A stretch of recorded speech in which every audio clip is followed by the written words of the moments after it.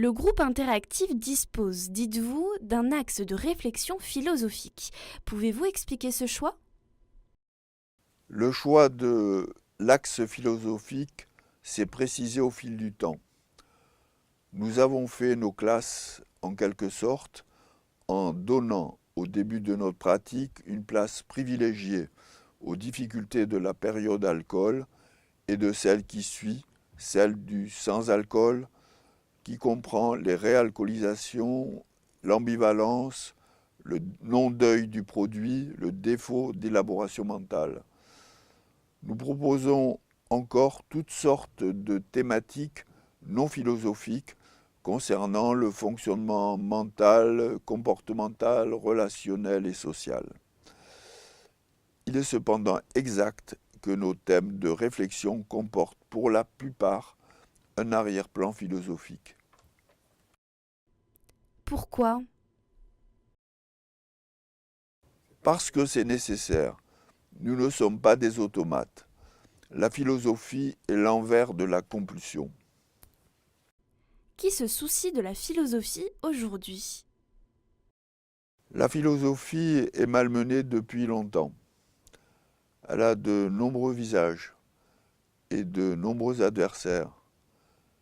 Et il n'y a pas de modèle déposé. Je me souviens de mon professeur de philosophie.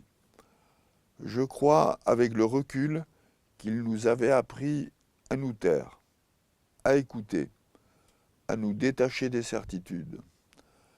Il nous avait familiarisés avec le doute méthodique de Descartes et encouragés à penser de façon personnelle.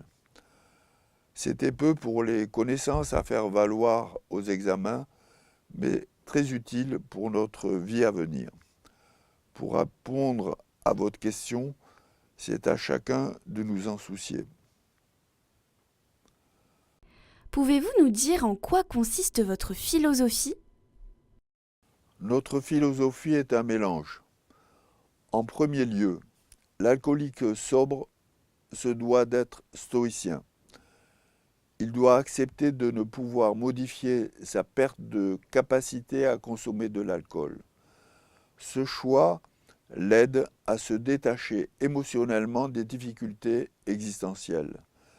Parallèlement, il distingue mieux ce qui relève du sens commun, par exemple boire avec modération, de ce qui est pour lui le bon sens, s'abstenir de boire de l'alcool.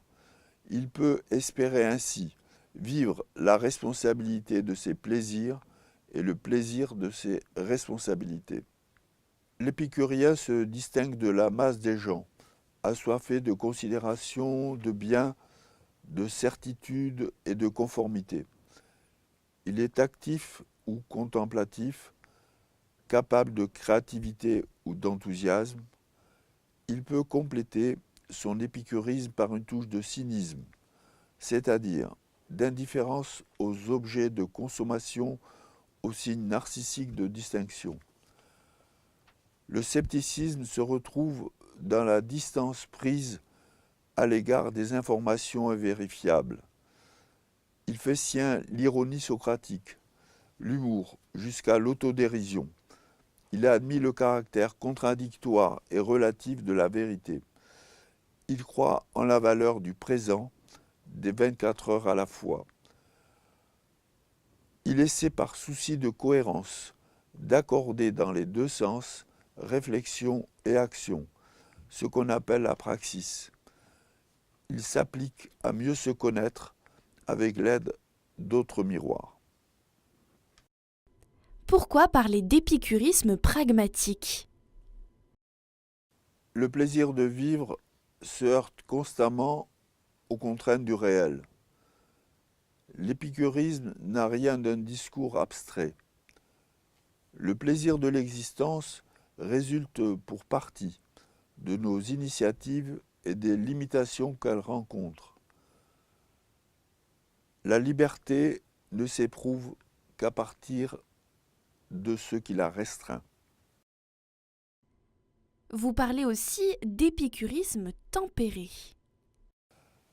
Le terme de tempéré indique une fluidité. comme le clavier tempéré de Jean-Sébastien Bach, ait une limite.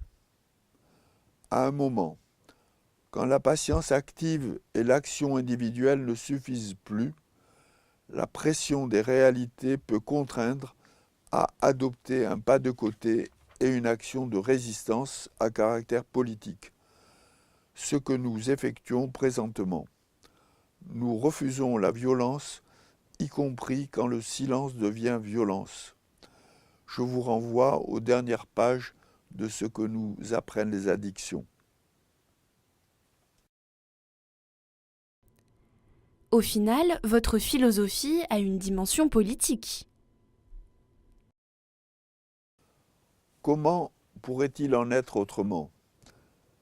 Le fait d'avoir un problème d'alcool met à la merci de l'opinion, des mises à l'écart et des sanctions.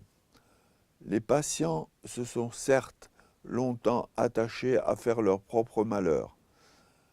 La société les incite cependant à consommer, à l'exception du mois de janvier.